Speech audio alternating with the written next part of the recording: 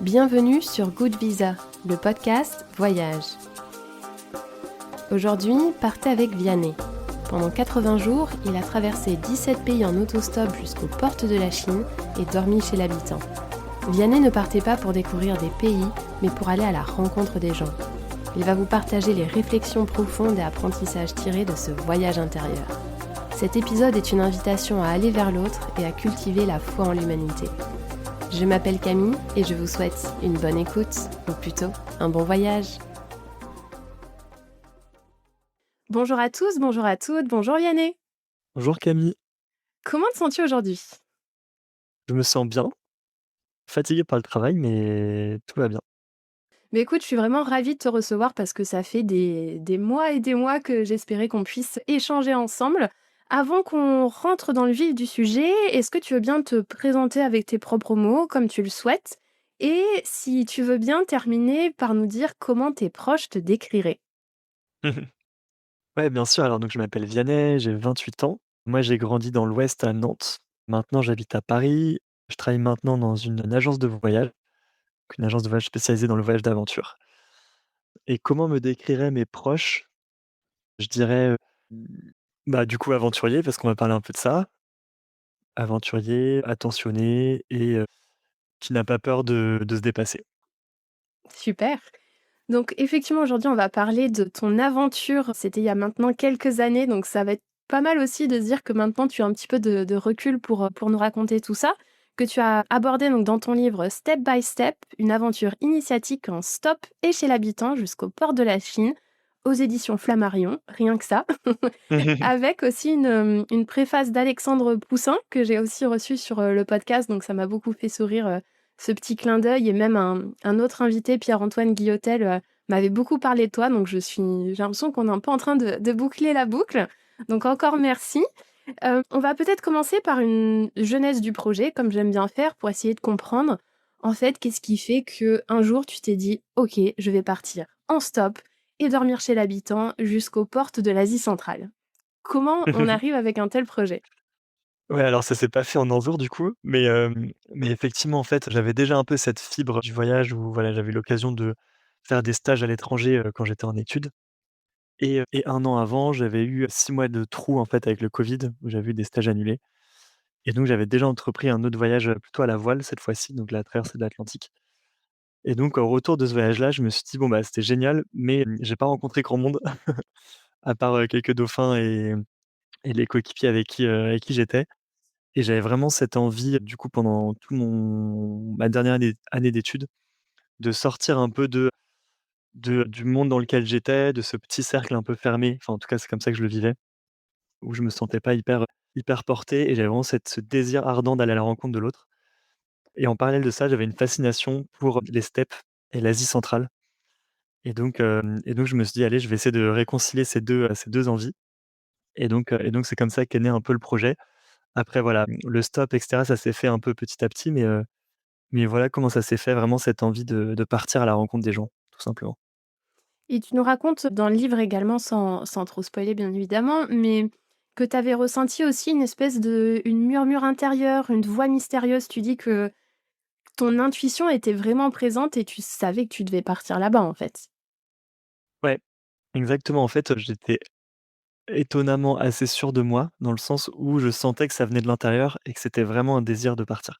Et je l'ai pas du tout vécu comme une fuite ou comme quelque chose de voilà, qui viendrait de l'extérieur. C'était vraiment voilà, une envie très, très profonde et en fait, j'avais du mal à expliquer ce désir-là. C'est-à-dire quand je disais aux gens: «Bah, j'ai envie de faire, plusieurs mois de stop quasiment jusqu'en Chine, donc jusqu'au Kirghizistan». Les gens comprenaient pas trop le délire et en fait, au lieu de me faire douter, moi, ça renforçait ce désir-là de me dire: «Bah, OK, vous comprenez pas pourquoi je le fais, mais je vais quand même le faire». Donc c'était vraiment ça. Après il y a forcément eu un peu de doute les mois avant, mais à chaque fois, j'arrivais à me reconnecter à ce murmure qui venait un peu comme un moyen de, voilà, de me rattacher à l'aventure, coûte que coûte. Et tu cites dans ton livre Joseph Kessel, rappelant que dans les grands voyages, en fait, l'enchantement commence avant le départ lui-même, quand on va se retrouver à regarder les cartes, dans les préparations. Et j'ai bien aimé que tu mettes en avant cette notion-là. Ouais, je trouve que pour moi, le voyage, il commence largement avant le départ. C'est-à-dire que j'aime beaucoup, cette idée de pouvoir s'émerveiller, rêver avant même de partir. Pour moi, c'est ça qui rend le voyage encore plus beau après. C'est quand on a passé du temps à se renseigner, à regarder, à rêver. Enfin voilà, moi, c'est pour moi, ça fait vraiment partie du plaisir du voyage et c'est qu'un voyage qui arriverait, comme ça tout cuit, dans le bec, peut-être qu'on en enfin, j'en profiterais moins et moi, c'est aussi ça qui a fait que j'ai autant aimé ce voyage-là. Et qu'est-ce qui a fait que tu t'es dit: «Je vais choisir le stop et dormir chez l'habitant»? Est-ce que c'est quelque chose que tu avais déjà fait? Alors c'est quelque chose que j'avais fait avec quelques copains en vacances. On était partis à 5 faire du stop, on avait fait de 3 équipes et donc, ça a été une très bonne expérience et mais voilà, sinon à part ça, ça avait duré 4 jours donc c'était vraiment très court et puis du coup comment c'est venu? Bah, en fait, j'ai réfléchi un peu aux différents moyens de transport, pour ce voyage et donc j'ai pensé au vélo, j'ai pensé, au train, j'ai pensé à la marche évidemment, enfin voilà, plein de moyens et je me suis dit: «Mais en fait, le moyen qui va me forcer à sortir de ma zone de confort, qui va le plus me forcer à combler ce désir d'aller à la rencontre des autres, bah, c'est le stop».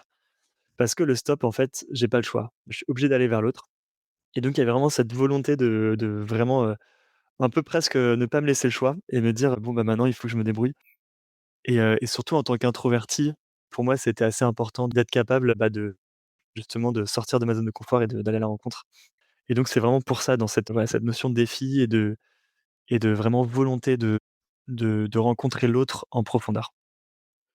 Et justement, en parlant de d'aller vers l'autre, j'ai bien aimé parce qu'à un moment, tu expliques que c'est presque devenu un acte courageux, tu dis, d'aller vers l'autre parce que on n'a plus vraiment l'habitude, ça devient presque quelque chose de d'original, d'exceptionnel, ou même, forcément, je pense qu'on va être beaucoup à penser à cette fameuse émission sur M6 avec, Pékin Express pour aller vers l'autre avec cette idée de stop, dormir chez l'habitant où voilà, on en fait une émission tellement, aller vers l'autre, c'est incroyable alors qu'au final, pas tant que ça, mais j'aime bien que tu mis en lumière encore une fois cette idée. Ouais, bah, c'est vrai qu'aujourd'hui, on a l'impression que c'est un exploit, en fait, de de s'intéresser aux autres, d'aller vers l'autre, de pas être fermé et en fait, je me suis senti tellement en décalage avec toutes les réflexions qu'on pouvait me faire, soit avant, soit pendant, soit après le voyage, où on me disait souvent, bah, voilà, que j'étais fou, que c'était dangereux, que y avait enfin, voilà, qu'il fallait surtout pas le faire et ouais et presque même parfois recevoir des compliments et j'étais en mode: «Mais en fait, il faudrait qu'on soit comme ça tous les jours dans notre vie de tous les jours, que, bah, on puisse aller parler aux SDF, que si on est dans le bus, on puisse parler à la personne à côté de nous. En attendant le médecin, voilà, qu'on puisse, en fait, juste, avoir des liens et ne pas être, un peu, aspiré par nos téléphones. Ouais, moi, c'était aussi une des motivations du voyage de me dire, «Bah, allez, je vais enfin être capable de sortir complètement de ma vision, un peu que j'ai aujourd'hui et essayer de construire autre chose» et c'est ce que j'ai plus ou moins réussi à faire pendant le voyage. Après, ça a été un vrai défi au retour, mais en tout cas, ouais, pendant quelques mois, j'ai vraiment eu le sentiment de complètement, voir les choses, autrement là-dessus. Effectivement, on reviendra un petit peu sur, cette phase du retour qui, j'imagine, a dû être, un challenge et un autre voyage, en soi presque. Donc là, si tu veux bien, on va, reprendre un petit peu ton périple en 3 étapes. Donc la première étape avec l'Europe, la deuxième étape avec l'Asie mineure, avec la Turquie, la Géorgie et la troisième étape, on terminera sur l'Asie centrale. Donc là, tu as commencé donc à Aix-en-Provence pour te diriger ensuite vers l'Italie. Et là, est-ce que tu peux nous expliquer un petit peu comment ça s'est passé le stop dans ce pays? Ouais, alors du coup, le début du voyage, donc il y a eu un peu au début, bah, évidemment l'excitation du départ. Donc on va dire les 2-3 premiers jours, voilà, je partais du sud de la France début septembre.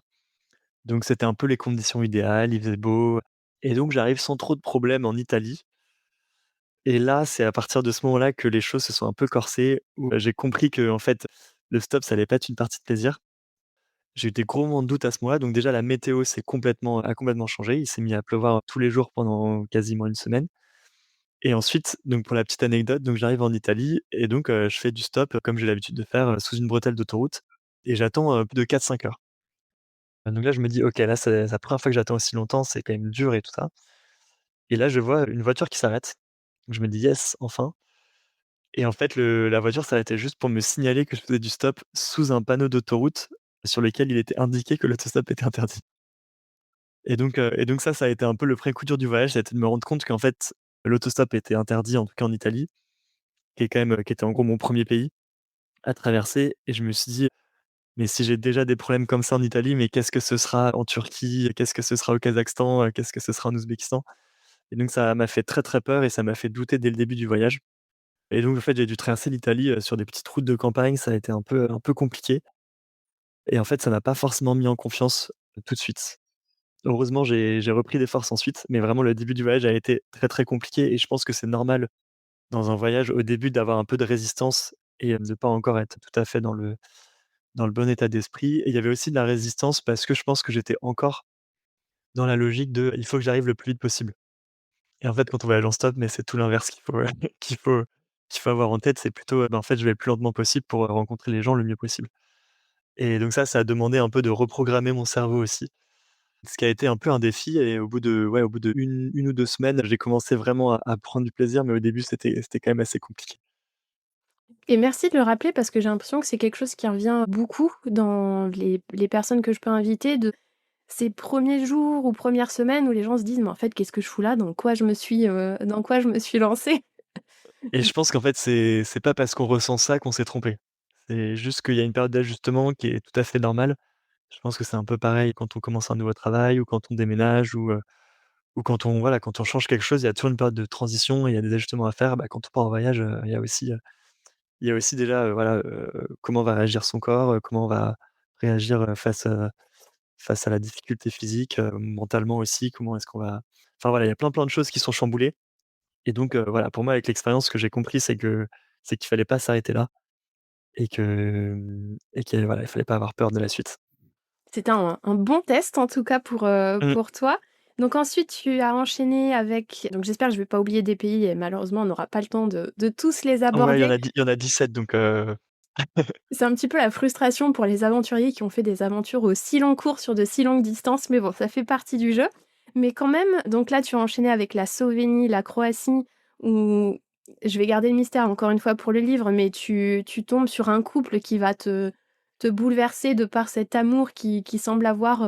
Et c'est ça que j'aime bien aussi dans ton livre, c'est qu'en fait, c'est beaucoup de rencontres qui vont venir, que ça soit pour toi ou même pour le lecteur après, soulever des sujets, voilà, se questionner sur l'amour, ce genre de choses et on sent vraiment que c'est les rencontres au fil de ton voyage qui ont été, le pilier, en fait, de ton aventure parce que de ce que j'ai cru comprendre et comme tu nous le disais à l'instant, tu t'étais pas fixé de: «OK, je veux visiter telle région». Non, tu y allais pour rencontrer les gens, en fait. ouais, en fait, je faisais absolument aucun détour touristique et oui, faire un détour pour aller voir un beau monument, en fait, ça me faisait pas si plaisir que ça. Je préférais 1000 fois, faire une belle rencontre et voilà, vivre quelques heures incroyables avec quelqu'un et poursuivre mon chemin et oui, il y avait vraiment cette volonté dans le livre de raconter, pas juste, bah, voilà, j'ai fait un voyage, je suis arrivé là, ensuite je suis allé là, j'ai rencontré j'ai vu ça, j'ai rencontré telle personne, mais vraiment d'aller un niveau plus loin. C'est-à-dire, vraiment de raconter, ce qui se vit, intérieurement, d'être, bah, littéralement un livre ouvert et donc de pouvoir, aussi raconter ce que chaque rencontre a pu m'apporter et a changé pour moi dans ma vie et donc effectivement, il y avait ce couple, allemand et croate qui m'a pris, voilà, sans trop réfléchir et quand je leur ai expliqué mon projet, qui m'ont dit au bout de 5 minutes: «Ah bah, évidemment, tu dors chez nous, il y a pas de sujet» et ensuite on a vraiment créé des liens assez chouettes et je suis encore en contact avec eux aujourd'hui. D'ailleurs, je suis retourné en Croatie, 1 an et demi après et du coup, je me suis fait accueillir à nouveau par ce couple-là, donc pour la petite anecdote. Et donc voilà, c'est pour dire qu'il y a parfois cette frustration de, bah, en fait, c'est des rencontres très éphémères, mais moi, j'ai pas forcément ce sentiment-là parce que j'arrive encore à rester en lien avec certains, même, voilà, là, ça fait 2 ans et demi maintenant et ça que je trouve beau aussi, de réussir voilà, à travers un moment très éphémère, réussir à garder un lien, un peu plus long. Je trouve ça quand même assez incroyable. Et ça me fait penser à cette notion que tu abordes un moment dans ton livre où tu expliques que chaque véhicule dans lequel tu rentres, c'est un petit peu un microcosme, une petite bulle où en fait Mmh. chacun a son monde, son ambiance, son histoire, sa vision du monde. Où des fois tu vas tomber sur des gens très bavards, des fois pas du tout. Et tu expliques quelque chose qui m'a beaucoup touchée avec la sincérité en fait que tu vas avoir avec ces personnes-là. Où bah, vous savez que vous allez pas vous revoir, donc tu dis: «Pourquoi en fait me cacher?» et tu joues du coup la carte de la sincérité à 100. Peut-être même plus qu'avec certains de tes proches, tu nous dis. Ouais, alors, c'est vrai pour moi, mais c'est aussi vrai pour la personne qui m'accueille dans sa voiture. C'est-à-dire que, en stop, en fait, contrairement à voilà, quand tu rentres en soirée, quand tu vas au travail, quand tu vas n'importe où, quand tu rencontres quelqu'un, il y a quand même un petit enjeu. C'est-à-dire, il faut, voilà, il faut donner une bonne impression, il faut être poli, il faut être souriant et cetera. Là, quand tu fais du stop, en fait, il y a vraiment aucun enjeu. C'est-à-dire cette personne-là, tu la reverras pas, à part si vraiment tu crées un lien très fort et que voilà, vous donnez vos numéros et cetera. Mais là, moi, ça m'arrivait très peu quand même. Je suis monté dans plus de 300 véhicules et j'ai été accueilli une cinquantaine de fois chez l'habitant sur 80 jours. Donc ouais, clairement, il y a quand même ce truc-là de en fait, on se connaît pas et il y a enfin voilà, cette relation, il y a pas de vocation à durer donc en fait, soyons nous-mêmes et en fait, j'avais souvent des gens qui se confiaient énormément dans ces moments-là parce que, voilà, c'est comme si j'étais, voilà, un petit, comment dire? Un petit passager de leur vie pendant un instant à qui ils pouvaient, décharger des choses et ensuite hop, je repars et ni vu ni connu et je trouvais ça assez beau, voilà, que les gens me fassent autant confiance sans me connaître et ça m'a aussi fait prendre conscience, bah, de la souffrance d'un certain nombre de personnes et notamment des camionneurs qui, voilà, qui sont des gens d'une attention et d'une générosité incroyable, qui ressentent une solitude absolument énorme et qui ont très peu de reconnaissance dans leur métier et donc c'est vrai que, voilà, quelqu'un qui est là, qui leur pose des questions, qui s'intéresse à eux, bah, je pense que c'est quelque chose qui leur faisait du bien et dont ils ont besoin et je trouve ça très beau. Et oui, ça permet une certaine liberté qu'on s'autorise pas, en fait, au quotidien. J'allais justement te parler des camionneurs parce que tu en as beaucoup rencontré lors de ton aventure et donc ils t'accueillent dans leur camion, c'est un petit peu comme leur maison. Il y a, cette rencontre avec Fait, j'ai mal Ouais, noté faillite, ouais. Fait, ouais. C'était en route vers la Turquie où, en fait, tu lui poses des questions sur sa vie, sur son travail, donc il t'explique à quel point c'est dur, ainsi de suite et en fait, il te dit qu'il ne voit pas l'intérêt de se plaindre. Ouais. Ouais, c'est un des premiers camionneurs avec qui je passe vraiment longtemps. C'est-à-dire avant, c'était, voilà, juste quelques heures. Là, on a vraiment passé de 10 heures du matin à 22 heures le soir et donc on a vraiment eu le temps de créer un lien assez fort et Faïd, donc c'est un camionneur turc qui habite à İzmir, en Turquie et donc il a 2 enfants et donc on parle de ça et puis, il me parle aussi de, voilà, de toute la solitude qu'il peut ressentir dans son métier, du fait que c'est compliqué avec sa femme parce qu'il est pas souvent à la maison, et qu'il se sent parfois très seul, très loin de ses proches. Et voilà et donc on arrive un peu à la frontière turque et donc là, en fait, il y a une file de voilà, de plusieurs kilomètres de camions et donc il doit me laisser. Moi, je culpabilise un peu de pouvoir juste marcher, traverser la frontière alors que lui, je sais qu'il va y passer la nuit et en fait, en se quittant, donc on se prend dans les bras et il me dit: «Voilà Vianney, j'ai un message que j'ai besoin que tu transmettes. C'est que nous, les Turcs, on est des gens bons et je sais qu'on essaye de vous faire croire le contraire, mais j'ai vraiment besoin que tu fasses passer ce message-là». Et donc ça fait partie des, voilà, des petites anecdotes comme ça que j'ai mis dans le livre, mais en fait de tous ces gens-là qui ont ouais, qui veulent aussi transmettre ce message-là en fait, faisons-nous confiance les uns les autres et arrêtons de nous stigmatiser, de nous juger, et en fait ça, j'ai trouvé ça hyper beau que lui, en tout cas, le ressente et qu'il ait envie de, voilà, de entre guillemets, «donner une autre image de son pays» qui, voilà, a pas toujours une très bonne image et ça m'a beaucoup, beaucoup touché. Et c'est fou parce que la Turquie, vraiment, chaque, aventurier ou aventurière qui en parle me dit vraiment cette hospitalité et cette gentillesse est juste incroyable. Et c'est vrai que personnellement, la Turquie, c'était peut-être pas non plus, sur, ma liste d'envies de pays à découvrir, mais ne serait-ce que par, la gentillesse de ses habitants, ça me donne énormément envie de le découvrir. Mmh. Ouais, carrément. Après, voilà, j'ai pas envie de faire d'hierarchie entre les pays. C'est vrai que la Turquie, c'est un pays où je me suis senti très accueilli. Je me suis aussi senti très accueilli dans la plupart des pays, peut-être la différence de la Turquie, c'est que c'est une majorité musulmane, donc il y a quand même cette valeur d'hospitalité qui est très forte, que j'ai aussi pu retrouver, du coup en Asie centrale, au Kazakhstan, en Ouzbékistan, au Tadjikistan et au Kirghizistan. Donc ça, c'est vrai que je pense que c'est peut-être quelque chose, qui change par rapport à ici où là-bas, en fait, accueillir l'étranger est vraiment, un devoir, alors qu'ici, c'est plus: «C'est sympa si tu le fais, mais voilà, on va jamais te demander de le faire». Et donc ça, c'est vraiment et voilà, même si on peut penser qu'ils le font, par devoir, en fait, ils le font avec beaucoup de joie et voilà, il faut savoir leur rendre aussi en s'intéressant à eux, voilà, en passant du temps, vraiment, avec eux et ça, j'ai trouvé ça, ouais, assez incroyable cette hospitalité et c'est vraiment un des messages du livre, c'est qu'en fait, on gagnerait à s'accueillir un peu plus les uns les autres.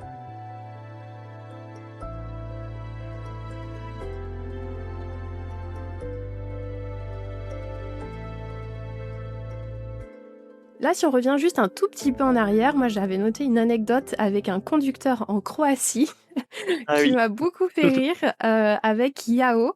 Est-ce que tu peux nous en parler? Parce que là, j'aimerais bien qu'on aborde un petit peu cette notion de montagne russe que tu as pu faire parfois dans ton voyage. Ouais, de montagnes russes émotionnelles. Alors bon, ce qu'il faut savoir, c'est qu'évidemment, quand tu montes dans plus de 300 voitures, statistiquement, tu as des chances de tomber sur, des gens qui conduisent pas très bien. Là, c'était vraiment hyper, hyper dangereux. Enfin, je me suis jamais senti aussi peu en sécurité dans ma vie. Où effectivement, il y avait ce Croate qui m'explique qu'il a déjà été hospitalisé et cetera et je lui demande: «Mais, comment ça se fait?» et cetera et il me dit: «Bah, c'est parce que, j'ai eu des accidents de voiture» et donc je me dis: «Ouh là là». Et en fait, on était sur des petites routes qui longent la mer en Croatie, donc c'est vraiment des routes où il y a pas de trottoir, on peut pas s'arrêter, il y a rien et même, enfin voilà, c'est hyper dangereux de s'arrêter là, donc j'étais vraiment complètement bloqué dans sa voiture et en fait, il commence à vraiment conduire mais n'importe comment, c'est-à-dire, faire du 80 km/h dans des petites routes de montagne, sinueuses et même à doubler des voitures dans des dans des versants de montagne où on voyait pas l'autre côté et donc j'étais vraiment en mode: «Mais en fait, ce monsieur est en train de jouer aux dés avec ma vie en toute impunité». Et là, je me suis vraiment dit: «Mais waouh, mais dans quoi je m'embarque?» Enfin, j'ai été tellement stressé qu'au moment où il m'a déposé, donc ça a duré peut-être, 45 minutes, 1 heure. Au moment où il m'a déposé, j'ai eu le un mal de crâne et le tournis pendant quasiment 2 heures derrière, tellement ça m'avait, foutu la trouille et donc ouais, c'est vrai que ça fait partie du risque et peut-être que je tiendrais pas le même discours si jamais il m'était arrivé quelque chose dès la Croatie. Mais voilà, après quand même sur 300 véhicules, c'est quasiment le seul avec qui ça s'est vraiment mal passé. Les autres globalement, j'ai pu leur faire confiance. C'est peut-être pas mal aussi d'aborder cette notion de danger, justement, dans ton aventure. Enfin, pas du tout pour être dramatique ou quoi que ce soit, mais pour être quand même proche de la réalité aussi, que les gens ne se disent pas, «Oui, oui, il est parti en stop, pendant des semaines et des semaines, tout s'est bien passé». Il faut être, réaliste aussi, où tu expliques que, oui, le danger est partout, mais que c'est ce qui t'a poussé également à lâcher prise. Si on tombe dans l'autre extrême, ou en fait, être constamment en recherche de sécurité, ça va nous chambouler également et on va se perdre. Ouais, tout à fait. Alors effectivement, je pense qu'il faut relativiser le danger dans le sens où là, je raconte la seule fois où j'ai eu un peu peur en voiture sur, 80 jours de voyage et en fait aussi ce que je dis dans le livre, c'est qu'en fait le plus gros danger que j'ai reçu, c'était pas à cause des autres, c'était plutôt à cause de moi-même. Où en fait, voilà, je suis parti tout seul, faire une sorte d'expédition en montagne, où voilà, je me suis un peu mis en danger et je me s et en fait, ma réflexion à la fin du voyage, c'est de me dire: «Mais en fait, la seule fois où je me suis vraiment senti en danger, c'était à chaque fois, plus de ma faute que de la faute des autres». Et donc, voilà, moi j'ai jamais ressenti d'hostilité de la part des gens pendant ce voyage. Donc il y a évidemment un peu des comportements, faut faire un peu attention à certaines fois ou quitter si on se sent pas à l'aise. Mais globalement, j'ai jamais eu de moment où je me suis vraiment senti totalement en danger. Et en fait, même j'avais développé une théorie là-dessus, c'est qu'en fait, plus tu as peur du danger, plus tu vas inconsciemment te mettre en danger. C'est-à-dire si tu es quelqu'un de enfin voilà, si tu as très peur, que tu es très craintif, que tu fais pas confiance à l'autre en fait, l'autre va le ressentir et c'est là où il va pouvoir un peu, bah, peut-être, voilà, sentir qu'il peut pas te faire confiance ou sentir que, tu es pas quelqu'un, de très agréable, enfin voilà, où en fait, voilà, si tu commences un peu à te donner un peu des mauvaises ondes autour de toi, en fait, les gens vont le ressentir et c'est là où tu peux te mettre en danger. Et donc moi, ma théorie, c'était plus que, bah, voilà, quand tu es souriant, quand tu es enfin, souriant, ça veut pas dire, naïf, hein, mais juste quand tu es souriant, que tu dis bonjour, que, tu t'intéresses aux gens, que tu es sincère, en fait, même quelqu'un de mal intentionné va se dire: «Ah mais en fait, cette personne, j'ai pas du tout envie de lui faire du mal, je la trouve, hyper sympa, hyper solaire, donc je vais pas le faire, quoi». Et c'est vrai que ça, c'est un peu une réflexion que je me suis faite après coup. De me dire par rapport à d'autres gens qui me racontaient qu'ils avaient tout le temps des galères, bah, je me dis en fait peut-être qu'il y a aussi quelque chose de cet ordre-là des ondes aussi qu'on projette sur l'autre. Merci de partager tout ça avec l'audience et ça me fait penser, tu avais aussi prévu quelque chose pour remercier les gens tout au long de ton voyage, qui t'accueillaient ou qui te prenaient dans leur voiture? Ouais, alors, c'est vrai que j'avais un peu cette culpabilité, je pense, de me dire: «Bon, je me fais accueillir, mais derrière, je qu'est-ce que j'apporte moi vraiment?» Donc déjà la première chose avant de partir, j'avais été, en dessous de la tour Eiffel, j'avais acheté, plus de 200, petites tours Eiffel en porte-clés que j'avais pris dans mon sac et donc je les offrais à chaque conducteur ou chaque, personne qui m'accueillait, le soir et donc voilà, c'était très symbolique. Voilà, c'était vraiment juste une manière de dire, voilà, tout simplement merci pour, merci de m'avoir accueilli et aussi voilà de leur donner un petit souvenir de moi, même longtemps après pour que, ils puissent se souvenir que je suis passé par là. C'était vraiment important pour moi de faire ça et puis en fait, ce que je me suis rendu compte au fil du voyage, c'est que cette culpabilité, en fait, petit à petit, elle s'en allait parce que, j'ai pris conscience que les gens, en fait, étaient parfois aussi heureux, voire plus heureux de m'accueillir que moi j'étais d'être accueilli et ça m'a quand même fait un choc de me rendre compte qu'en fait, pour plein de gens qui se sentent seuls, bah, c'est trop bien de pouvoir, rencontrer quelqu'un qui s'intéresse à eux, qui est curieux, qui leur raconte, voilà, des aventures que j'ai pu vivre avant pendant le voyage, qui est tourné vers l'autre et tout ça et donc je pense que juste être vraiment présent, c'est-à-dire quand on est avec l'autre, bah, en fait, déjà, c'est un très beau cadeau qu'on leur fait et ça, c'était vraiment pour moi hyper important de chaque personne que je rencontrais de faire en sorte d'être dans les meilleures conditions possibles pour vraiment l'accueillir et accueillir ce qu'elle avait à me dire, à me partager. Donc ça, c'était vraiment important et ça m'a aussi fait réfléchir sur, bah, moi, voilà, est-ce que je l'aurais fait à leur place? Bah, peut-être pas et du coup, ça fait aussi pas mal réfléchir là-dessus. Et donc là, on parle des échanges, que tu as pu avoir avec toutes ces personnes-là. Comment ça se passait, si on peut expliquer à l'audience, pour, la barrière de la langue, parfois? Comment tu faisais pour communiquer avec eux? Tu racontes plein de choses là-dessus sur ton livre. Ouais, carrément. Alors, ce qui est vrai, c'est que, du coup, sur les 17 pays, il y en a peut-être, 2 où, je parlais la langue.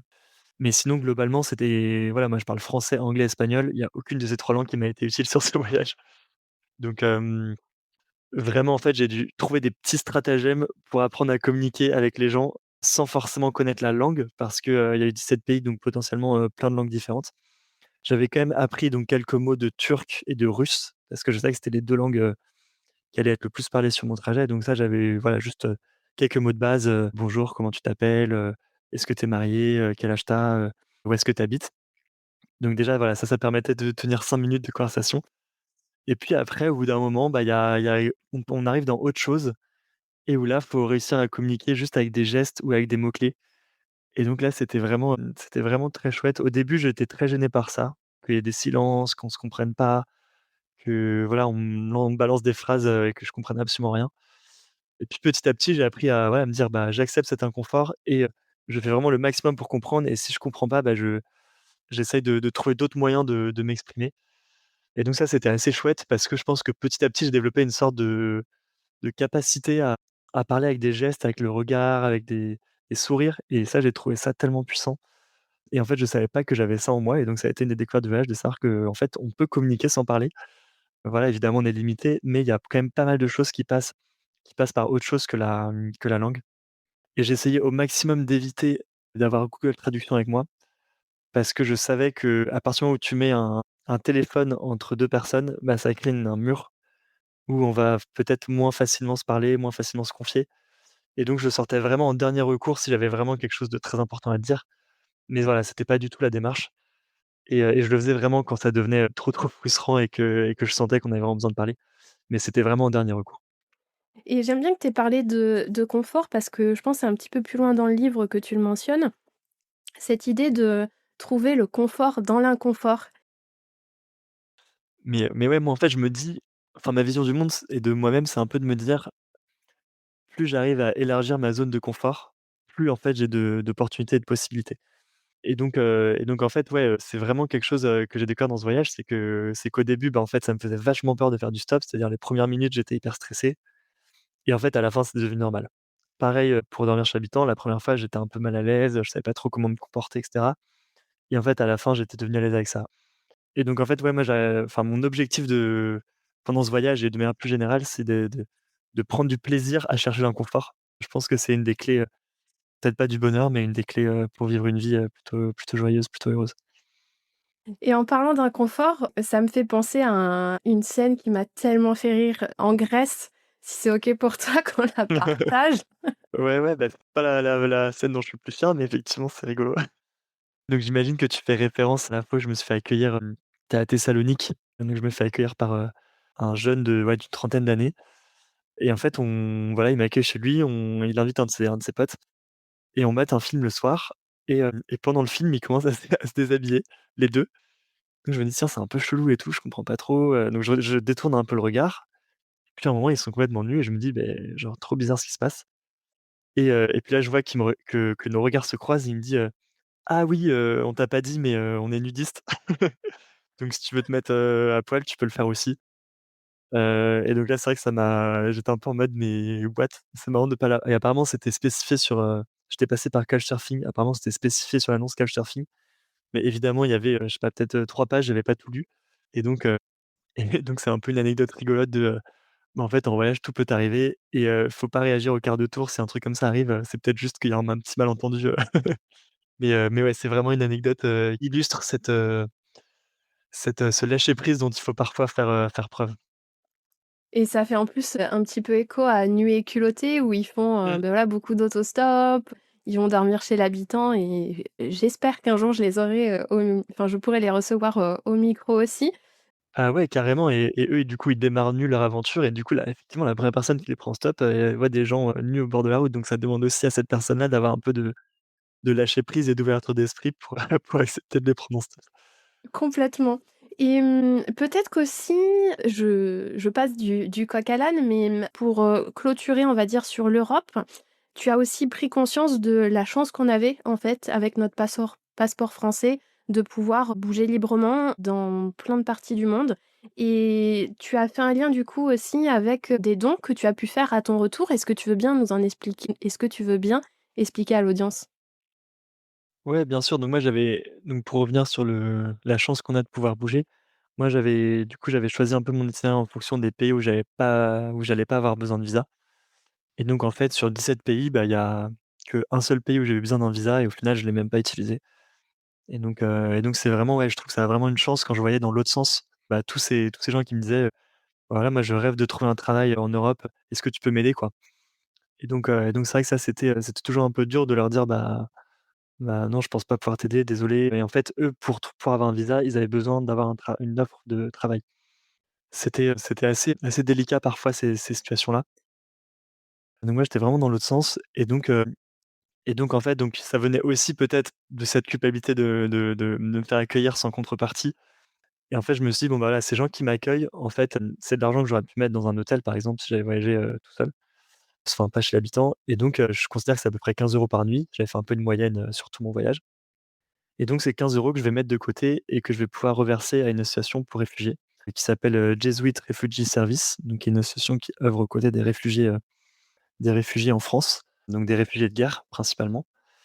Et donc voilà, il y a vraiment cette volonté de me dire: «Bah, voilà, j'ai cette chance-là de pouvoir voyager, il faut que ça puisse servir, à quelque chose» et tous ces gens qui m'accueillent, que voilà, ce soit pas, juste pour, mon propre bénéfice, mais que ça puisse aussi, servir, par ailleurs. Et donc c'est ce que j'ai fait à mon retour et donc c'est quand même une petite somme parce que du coup 15 € par nuit sur 80 nuits, on est à plus de 1 000 €. Donc voilà, quand j'étais étudiant, ça me représentait beaucoup en tout cas, mais c'était aussi très important pour moi de le faire. J'en avais pas trop parlé pendant le voyage, c'est plus quelque chose que je faisais à côté parce que pour moi, c'était pas ça l'essence du voyage, c'était plus, voilà, plus pour rester dans le même esprit. Et ça me fait penser, j'avais prévu de te demander, au cours de ton aventure, tu l'as pas, partagé en fait sur les réseaux parce que tu avais vraiment envie Non. de vivre, cette aventure pour toi, ton voyage, intérieur comme on le disait au début. Donc est-ce que tu veux bien nous parler un petit peu de cette solitude? Parce que c'est beaucoup revenu forcément au cours de ton aventure, ce voyage intérieur où tu expliques même à un moment, j'ai bien aimé, tu dis que cette solitude, il faut l'accueillir un petit peu comme une vieille amie. Lui dire: «Bon, bah, OK, tu es là, je te prends par la main, tu viens». J'aurais préféré que tu sois pas là, mais mais je te prends maintenant que tu es là. Exactement.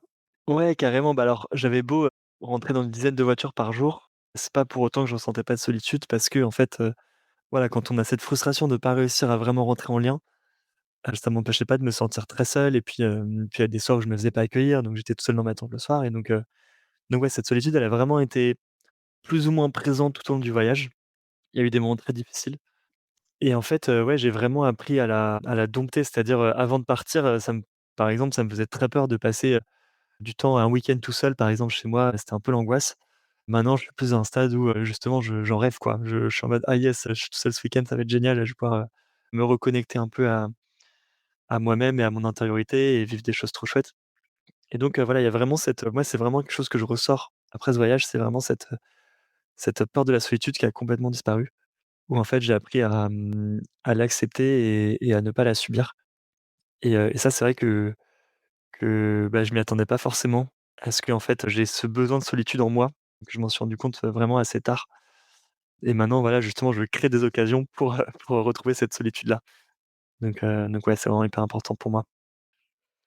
Et là ensuite donc c'est vrai qu'en fait on rentre pas sur les détails des pays, mais quand même un changement d'ambiance qui va un petit peu avec cet état d'esprit-là, c'est quand tu passes, donc sur l'Asie mineure. Donc tu as la Turquie où là il y a je vais pas te demander de raconter, tu l'as déjà partagé dans plein d'épisodes de podcast, mais ça a été assez challenging pour toi en Turquie, pour des histoires de visa. Ça a encore été Oui, une opportunité de lâcher prise parce que tout s'est pas déroulé comme, tu le souhaitais. Mais en fait, ces paysages qui t'ont accueilli dans cette partie de l'Asie, c'était vraiment un réconfort pour toi de voir ces montagnes, ces vastes espaces, vraiment ce changement d'ambiance. Est-ce que tu peux essayer de nous le décrire un petit peu? ouais, alors effectivement, donc déjà, il y a eu, j'ai vraiment senti un changement d'échelle entre, l'Europe et une fois en Turquie, en Asie mineure, où en fait, voilà, en Europe, j'avais l'impression qu'il y avait, voilà, les villes étaient très rapprochées. C'est-à-dire que, voilà, très vite, on arrivait dans de nouvelles villes, les villages, étaient vraiment très, très, très proches. Et là, en fait, j'arrive en Turquie et tu peux enfin, ouais, je pouvais conduire, enfin, je pouvais être avec un camionneur pendant, 1 heure et ne voir quasiment aucune maison, aucun village. Donc là, ça m'a vraiment fait un choc, de me dire, «Waouh, mais en fait, on est ça y est, on est en Asie, quoi. On n'est plus dans la vieille Europe». Et mais il y avait un côté assez angoissant aussi à ça, de se dire, bah, en fait, là, si on me dépose ici, il y a rien, quoi. Il y a pas de il y a pas de quoi s'approvisionner, il y a pas de quoi dormir, il y a donc ça me faisait, j'ai eu un petit moment de un peu de peur à ce moment-là du voyage où je me suis dit: «OK, là, on commence vraiment les choses sérieuses». Et surtout aussi la première fois où voilà, la barrière de la langue pour le coup était encore plus, frappante. Parce qu'autant en Europe, je pouvais baragouiner avec quelques mots-clés en anglais. Là, vraiment, ça parlait zéro anglais, donc il y avait vraiment ce sentiment de vertige un peu que j'ai ressenti à ce moment-là du voyage. Mais effectivement, j'ai trouvé du réconfort dans, bah, dans la beauté de la nature, surtout vers le quand je suis passé, côté, en Géorgie après, où là, j'ai été vraiment complètement émerveillé par la beauté de la nature, donc c'est la Géorgie, c'est un pays qui est tout petit, qui fait la taille de ouais, de la Belgique quasiment, un peu plus grand, mais où il y a vraiment tout, quoi. Il y a le Caucase au nord, il y a des montagnes, il y a des régions avec des lacs, il y a une région avec un désert, il y a, il y a évidemment la mer Noire. Enfin voilà, il y a plein de il y a aussi des grandes vallées avec des régions viticoles, ils font du super vin. Et donc là, je me suis dit: «Mais en fait, ça me suffit, quoi. Là, j'ai tout, pourquoi je vais jusqu'aux steppes? Là, je suis trop heureux ici».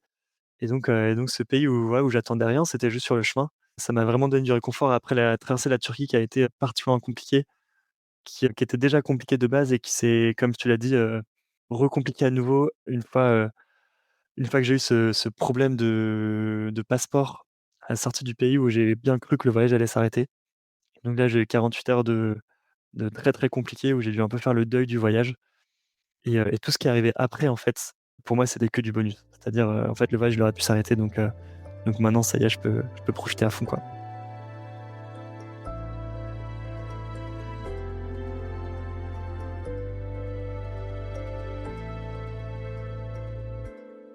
Et en plus, en Géorgie, juste après, tu as été accueilli par une dame qui m'a beaucoup marquée. Est-ce que tu veux bien nous partager?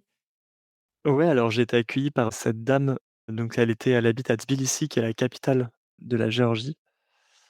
Et en fait, elle m'accueille, un peu dans la banlieue, donc c'est-à-dire, une banlieue très pauvre, soviétique. Donc il faut savoir que Tbilissi, c'est une ancienne, ça fait partie de l'ex-URSS.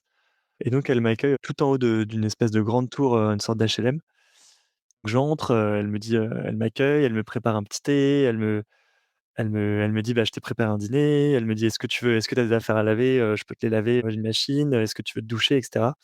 Et tout de suite hyper attentionné, mais vraiment hyper, hyper attentionné. Et je me dis: «Mais» elle s'appelait Brit, donc je dis: «Brit, tiens, c'est étonnant, pourquoi est-ce que tu es aussi attentionné envers moi? Enfin voilà, moi je te demande juste un sol pour une nuit et je repars demain. Je te demande rien de plus». Et donc là, elle me dit, faut que je retrouve la phrase exacte, mais elle me dit: «Écoute Vianney, si tu étais mon fils, J'aimerais que tu sois accueilli partout dans le monde comme moi je t'accueille en ce moment. Et donc là, je me suis dit: «Waouh, waouh, la vision qu'elle a de l'accueil». Je trouve ça tellement tellement beau et ça m'a complètement, voilà, ça m'a complètement, mis une claque, en fait. Et en fait, après, ça a ouvert la discussion sur plein d'autres choses. On a pu discuter de elle, sa vie, qui a été très compliquée. Elle s'est mariée avec un mari qui était violent et cetera, qu'elle a quitté. Elle a jamais pu avoir d'enfant, ça a été une grande souffrance pour elle. Et donc voilà, on s'est vraiment livré là-dessus et puis, enfin et puis on a pu, voilà, on peut se raconter, nos vies et j'ai trouvé ça hyper beau, en fait, avec cette inconnue, qui est si différente de moi, que ce soit en termes de génération, en termes de pays, en termes d'histoire de vie, qu'on puisse quand même réussir à créer ce lien-là. J'ai trouvé ça hyper fort et qu'elle me fasse autant confiance alors que enfin voilà, alors que 2 heures avant on se connaissait pas, j'ai trouvé ça assez dingo. Donc voilà, ça c'est juste un exemple, mais en fait il y en a plein dans le livre, hein, il y a quasiment que ça. Des gens qui s'ouvrent comme ça et je trouve ça absolument, absolument magnifique, quoi. Ouais, je sais pas quoi dire de plus, juste, hyper touché par tous ces gens-là et c'est aussi pour ça que je voulais écrire un livre. C'était une sorte de pour moi de lettre de remerciement un peu à tous ces gens-là, qui m'ont tant donné, qui m'ont tant apporté et qui ont aussi tant de messages à apporter, en fait. Moi, je suis un peu une sorte d'ambassadeur pour tout ce qu'ils ont pu me transmettre aussi. Et ça a restauré aussi, tu disais, ta foi en l'humanité, en fait? Ouais, tout à fait. Bah, c'est-à-dire que avant de partir, c'était quelque chose qu'on me disait tout le temps, «Mais tu vas te faire découper à la machette, ça va être hyper compliqué, qu'est-ce que tu vas faire là-bas?» Et en fait, c'était rigolo parce que pour l'anecdote, du coup, à chaque fois que j'étais dans un pays, on me disait du mal du pays suivant où j'allais aller. Donc par exemple, quand j'étais en Italie et que j'allais en Europe de l'Est, on me disait, «Ah non, mais va surtout pas là-bas, les gens sont hyper froids, sont hyper méfiants, tu vas jamais réussir à être accueilli, il faut surtout pas que tu y ailles». Bon, j'y vais, ça se passe super bien, je me fais accueillir sans problème et donc je dis aux gens d'Europe de l'Est: «Bah, maintenant je vais aller en Turquie» et donc là, ils me disent: «Mais non, mais tu vas pas aller en Turquie quand même, c'est tous des voleurs là-bas, qu'est-ce que tu vas faire là-bas?» Et donc je vais en Turquie, ça se passe pareil, ça se passe super bien et comme, on l'a dit tout à l'heure, je me fais accueillir presque, enfin voilà, de manière hyper belle et donc une fois en Turquie, je leur dis: «Bon, bah, maintenant je vais en Asie centrale, tous les pays en ce temps». Et là, ils me disent: «Mais non, mais viens, tu fou, pourquoi tu vas là-bas? C'est plein de terroristes, tu rien à faire là-bas». Et donc c'est rigolo comment évidemment, donc j'arrive en Asie centrale et là, je me fais accueillir comme, aussi bien qu'en Turquie, voire mieux. Donc là, je me dis: «Mais tiens, c'est quand même bizarre qu'en fait, on ait ces a priori», alors que c'est souvent des gens qui n'avaient jamais été dans ces pays-là, qu'on ait ces a priori-là avant même de d'y aller et en fait, moi, ça m'a obligé aussi à faire un point avec moi-même aussi, de me dire: «Bah, c'est vrai que moi aussi, parfois, j'ai ces a priori-là sur certains pays, sur certaines personnes» et donc de vraiment réussir à, voilà, pas s'arrêter à l'image qu'on peut avoir d'un peuple ou et c'est aussi valable pour une personne, enfin voilà, qu'on peut avoir une première impression, assez négative et en fait, ne pas s'arrêter là et quand même s'intéresser. Et là, donc tu disais l'Asie centrale, on change encore une fois, complètement d'ambiance puisque tu vas visiter le Kazakhstan, l'Ouzbékistan, Tadjikistan, Kirghizistan et tu appelles ce chapitre «Le silence du désert et la monotonie de la steppe». Et j'aime beaucoup parce qu'en fait, là, tu sens que ta liberté, elle est poussée à l'extrême, que là, voilà, tu es face à ce silence du désert et je sais plus si c'est à ce moment-là où en fait tu expliques, tu te rends compte en fait que nous, on est juste une goutte d'eau dans un océan quand tu te retrouves face à ces paysages, tellement, grandioses et immenses. Ouais, carrément. Alors, ce moment-là, c'est un peu le moment très fort du voyage parce qu'en fait, pour la première fois du voyage, j'ai la sensation d'arriver à mon but en quelque sorte, qui était vraiment les steppes. Donc le livre s'appelle Step by Step, donc il y a vraiment cette idée de cheminer vers les steppes et en fait, j'ai une sorte de joie intérieure de me dire: «Mais en fait, je suis en train d'accomplir mon rêve là, c'est incroyable».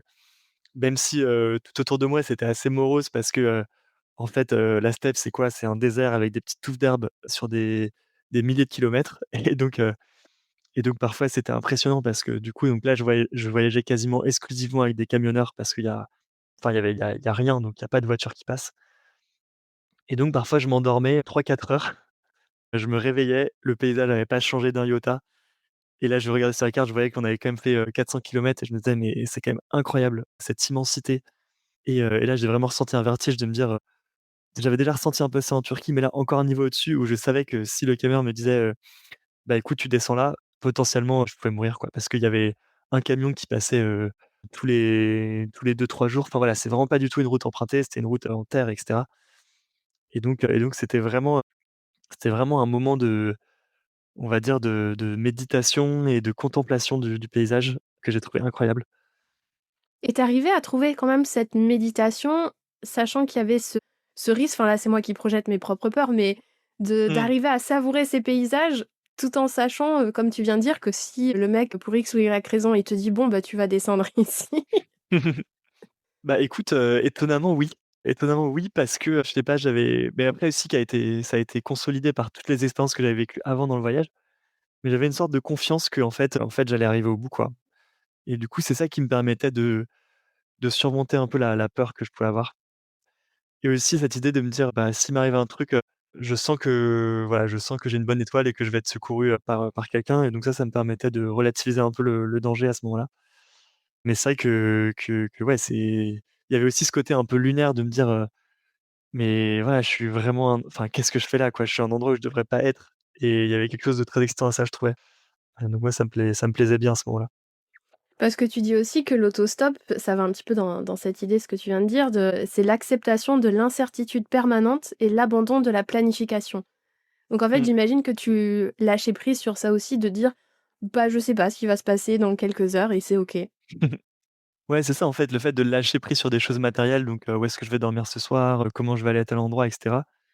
Je pense que ça permettait aussi de lâcher prise sur des choses pas matérielles comme, tes peurs, tes angoisses, tes résistances intérieures, et cetera, et donc là, j'étais, voilà, tes doutes, comme si, en fait, tout ça passait après la joie et la confiance que j'avais, dans ce voyage. Et la confiance que tu as pu avoir pour ces peuples, en Asie centrale, c'est aussi de voir à quel point ils étaient, d'une solidarité impressionnante, aussi un accueil, qui t'a bluffé. Est-ce que tu peux nous parler un petit peu de comment ça s'est passé justement dans cette partie du voyage? Ouais, donc l'Asie centrale, c'était très différent de la Turquie, j'ai trouvé aussi, où, bah, en fait, voilà, je vais pas mettre tous les pays dans le même panier parce qu'ils sont tous très différents, mais du coup, ça commence avec le Kazakhstan où là, j'ai vraiment traversé un espèce de grand désert qui a continué jusqu'en Ouzbékistan, et où, voilà, ça m'a pris, plusieurs jours.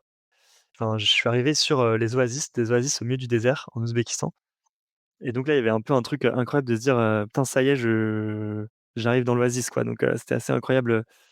Et donc notamment une oasis qui s'appelle, Riva, qui est magnifique, qui est une ancienne ville, de la route de la soie qui est absolument superbe, donc avec une architecture islamique et tout ça, et donc j'avais un peu l'impression d'être dans Aladdin, quoi. C'est vraiment tu cette espèce de grande ville qui sort du désert, avec des arbres partout, et c'était assez incroyable, et puis après donc j'ai poursuivi, jusqu'à Samarcande qui est aussi une autre très belle ville de la route de la soie, et ensuite j'ai poursuivi du coup au Tadjikistan où là, en fait, rien à voir. On était plus du tout dans le désert, on est dans des très hautes montagnes, dans la région du Pamir, donc c'est une chaîne de montagnes, qui est vraiment, voilà, si on poursuit l'Himalaya vers l'ouest, en fait, on arrive sur le Pamir, et donc là, ça a été, voilà, culture très différente, mais où, ouais, c'est un jour du monde où je me suis senti aussi, très accueilli et très porté, et à ce moment-là, ça m'a fait du bien d'avoir des montagnes, de voir un peu de relief après avoir vu, l'horizon pendant plusieurs jours, et ensuite à la fin, du coup, le Kirghizistan où là, bah, c'est aussi très montagneux, et où en fait, j'ai terminé avec une balade à cheval qui était aussi un peu un de mes rêves de ce voyage. C'était de pouvoir faire du cheval au Kirghizistan, et donc au départ, j'étais pas censé pouvoir parce qu'on était au mois de décembre, donc en plein hiver, donc le pays entier était recouvert de neige, et en fait, j'ai réussi à convaincre un guide de partir avec moi, et donc il a fait super beau, on a eu de la chance, les conditions étaient idéales, et donc ça a été aussi un moment incroyable que j'ai partagé avec lui, et donc ça, c'était absolument magnifique. Donc ouais, donc j'ai eu des expériences très différentes dans cette région du monde qui est en fait, finalement immense. Moi, ça m'a fait beaucoup, beaucoup de bien, ces grands espaces. Je pense que c'est aussi ça que je venais chercher. Donc il y avait évidemment la rencontre et puis il y avait ces grands espaces, et me dire, voilà, ce sentiment de liberté que procurent, ces grands espaces, j'ai trouvé ça assez fou. Peut-être revenir, si c'est OK pour toi, sur, pour terminer sur, déjà le Tadjikistan où en fait tu expliquais, comme tu viens de nous le dire, mais que l'hospitalité, c'est le sport national là-bas. Bah, au Tadjikistan, en fait, c'est même, plus qu'un sport national. C'est-à-dire qu'en fait, bon, comme dans tous les autres pays musulmans, il y a ce devoir d'accueillir l'étranger.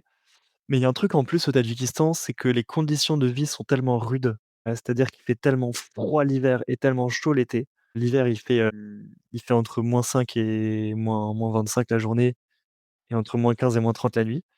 Donc on est vraiment sur des températures qui sont très continentales, très, très froides. L'été, il fait monstrueusement chaud, il fait 40 degrés tous les jours, et donc en fait, quand j'étais au Tadjikistan, donc j'ai pris une route qui s'appelle la Pamir Highway, qui est une route le long des des montagnes qui longent l'Afghanistan d'ailleurs et qui est une route, voilà assez dangereuse, qui est pas du tout, enfin voilà, qui est une route pas du tout balisée. Enfin il y a c'est vraiment creusé dans la montagne, mais il y a pas du tout de route en fait, c'est plus un chemin de terre où il y a des camions qui passent et quelques 4x4 mais c'est tout et en fait, en me baladant dans ces coins-là, donc qui sont très, très reculés, je réalisais que les gens m'accueillaient mais en fait, c'était même pas un sujet. C'est-à-dire, ils me voyaient et ils me disaient directement: «Bah, viens chez moi, quoi» et j'avais même pas besoin de demander, c'est-à-dire c'était hyper naturel et en fait, je pense que c'est aussi lié à ces conditions. C'est-à-dire, ils savaient très bien que si je restais dehors cette nuit-là, bah, potentiellement, j'allais mourir, quoi et donc il y avait vraiment c'était plus un instinct de survie que juste de la pure générosité, même si je pense que qu'ils étaient hyper généreux et donc voilà, il y avait vraiment c'était vraiment encore autre chose que j'ai découvert. Mais ouais, non, le Tadjikistan, c'est ouais, ça c'est assez incroyable, surtout dans ce coin-là, dans le Pamir où c'est vraiment des coins, où, voilà, c'est très, très reculé. Ils ont accès à très peu de choses, pas d'électricité, pas d'eau courante. Donc c'est vraiment des conditions qui sont très, très simples et j'ai trouvé ça trop chouette de pouvoir, voilà, de pouvoir découvrir aussi cette réalité-là du monde. Et c'est vrai que là, je me dis, il y a encore tellement de rencontres, que Ouais, j'avais envie d'aborder, mais on va pas pouvoir tous les aborder, comme je le disais, mais c'est pour ça que je mettrai vraiment le lien pour ton livre, qui en plus est sorti en poche, ouais, depuis peu de temps. il est sorti en livre de poche au mois de mai là, donc il est même, passé à 8 € donc voilà, il est vraiment, vraiment accessible maintenant. Comme ça, les gens pourront découvrir, ta rencontre, marquante avec Ozod en Ouzbékistan où là, voilà, tu ça t'a bouleversé comme toutes les rencontres au final que tu as pu faire. Ils pourront découvrir aussi comment, en fait, à un moment, je crois que c'était au Kirghizistan, tu te retrouves chez un trappeur de loups. Enfin, là aussi, quand tu racontes, c'est juste incroyable. Ouais. Là, on est déjà à la fin de l'épisode. Est-ce que c'est OK pour toi de nous partager quand même quelques mots sur ton retour? Parce que donc tu as terminé donc au Kirghizistan. Ensuite, tu voilà, nous raconter rapidement, comment tu as fait pour rentrer et voir un petit peu ce que tu as ramené avec toi. Ou j'imagine qu'on t'a posé la question, 20 000 fois. Ouais, carrément. Alors du coup, donc je suis parti début septembre et le voyage s'était terminé, on va dire, vers mi-décembre, donc au Kirghizistan. Donc c'est voilà, c'était un long voyage quand même, 20 000 kilomètres de stop à travers 17 pays sur 80 jours. Donc tout ça, sans hôtel, sans auberge. Donc sur les 80 jours, j'ai été accueilli 50 fois et 30 fois j'ai dormi, sous tente et donc je ressors du voyage, complètement épuisé.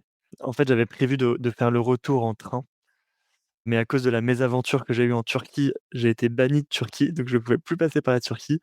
Or, c'était le seul itinéraire possible en train et donc j'ai dû rentrer en avion un peu à contrecœur. Mais, voilà, en même temps, j'étais tellement épuisé du voyage que je pense que ça m'a fait du bien aussi de pouvoir, rentrer rapidement et ouais et au retour, en fait, moi, j'avais absolument rien prévu. C'est-à-dire, j'avais pas de job qui m'attendait, j'étais complètement en fait, je voulais que le voyage soit quelque chose qui puisse me chambouler vraiment et du coup, je voulais pas avoir de plan pour après.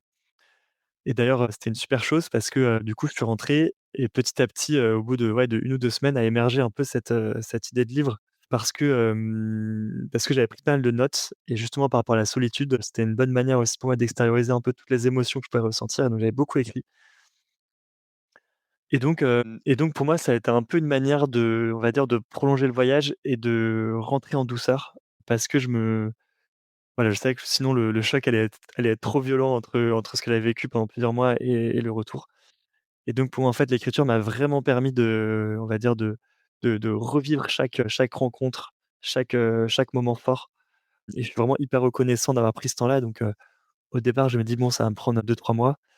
En fait, ça m'a pris 6 mois à plein temps et puis après j'ai eu la chance d'être publié rapidement donc ouais, il y a vraiment eu beaucoup de choses qui ont fait que en fait, on va dire une deuxième fois, j'ai réécouté ce murmure intérieur qui me disait, «Bon, bah, voilà, fais-toi confiance. Tu t'es fait confiance sur le voyage, tu peux te faire confiance sur l'écriture aussi» et donc il y a eu un peu cet acte de foi encore une fois, à faire, qui a payé aussi et donc c'est un peu ça aussi un enseignement du voyage, c'est de se dire, bah, voilà, quand je me fais confiance à ce que je ressens au fond de moi, globalement, ça se passe bien, ça se passe même très bien et je peux en tirer des choses hyper positives pour ma vie et donc c'est vraiment ça que j'en tire, je dirais que c'est ça la première chose que j'en tire et après, bah, il y a évidemment toutes les rencontres, toutes les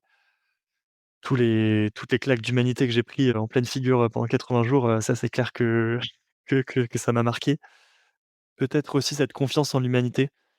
Et au-delà de cette consensualité, même enfin moi je ressors avec la l'intime conviction que en fait, on n'a pas le choix que d'avoir confiance en l'humanité. C'est-à-dire si on perd foi en l'humanité, en fait, on pour le coup, on est sûr que ça va mal se passer, et du coup, en fait, voilà, vraiment essayer de cultiver cette foi en l'humanité.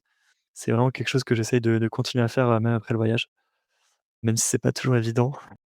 Mais voilà, donc j'en retire avec plein de choses, et aussi, bah, professionnellement, du coup, le fait de prendre conscience qu'en fait, ce qui m'animait, c'était le voyage, c'était l'aventure et que je voulais travailler là-dedans. Donc voilà, ça a aussi été déterminant, pour ma vie pro. Et là, maintenant, ça fait plusieurs années que cette aventure s'est terminée. Est-ce que, enfin là, tu vois, quand tu en parles, je vois encore les étincelles dans tes yeux, qu'on a l'impression que c'était il y a quelques mois à peine. Est-ce que tu arrives voilà, à garder ça dans ton quotidien, garder ces enseignements, voilà, dans ta vie de tous les jours? Bah, écoute, je te mentirais si je te dirais que j'y arrive à 100 et que c'est facile. Voilà, aujourd'hui, j'habite à Paris, donc enfin, voilà, c'est un contexte où c'est pas forcément évident de rester tourné vers les autres, de rester curieux, de créer du contact. Donc j'avoue que ouais, à mon retour, j'ai eu, une petite désillusion quand même, de prendre conscience qu'en fait, si avant j'étais aussi, centré sur moi-même, c'était pas uniquement parce que j'étais quelqu'un de pas bien, c'est parce qu'aussi il y avait un contexte qui faisait que c'était pas toujours évident. Donc heu, donc ouais, je dirais que c'est vraiment un chemin et qu'on n'arrive jamais au bout, quoi, et il faut continuer à persévérer. Et après, pour ce qui est sur la partie voyage, bah, j'essaye de voilà, de continuer à vivre des choses chouettes sans forcément partir aussi loin. Parce que voilà, ce que j'ai pris conscience aussi, c'est que récemment, c'est qu'on peut vivre des choses très chouettes, sans partir aussi loin. Mais voilà, de continuer à garder cet état d'esprit d'aventure dans la vie de tous les jours, c'est vraiment quelque chose que j'essaie de cultiver aussi. Et justement, tu dis, dans ton livre sur la fin que le voyage, c'est un état d'esprit plutôt qu'une histoire de kilomètres et c'est ce que j'espère transmettre un petit peu aussi avec le podcast que, on n'a pas besoin de partir toujours à l'autre bout du monde pour s'évader, même, juste en t'écoutant. Tu vois, moi, je suis encore là au Kirghizistan, à t'écouter et là, je vais un petit peu te laisser, libre antenne, comme on dirait, pour conclure cet épisode sur ce que tu aimerais transmettre aux auditeurs et aux auditrices s'ils devaient retenir, voilà, libre à toi, quelques points, que tu aimerais leur transmettre. Ouais, moi, ce que j'ai envie de dire, c'est lié à tout ce que je viens de raconter, mais voilà, ne désespérons pas, gardons espoir.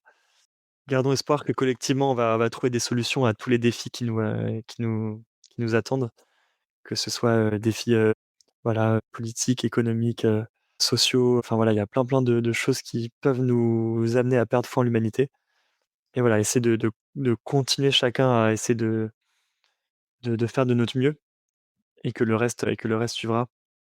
Voilà, moi, c'est vraiment ça que j'ai envie de transmettre, cette foi en l'humanité qu'il faut surtout pas perdre.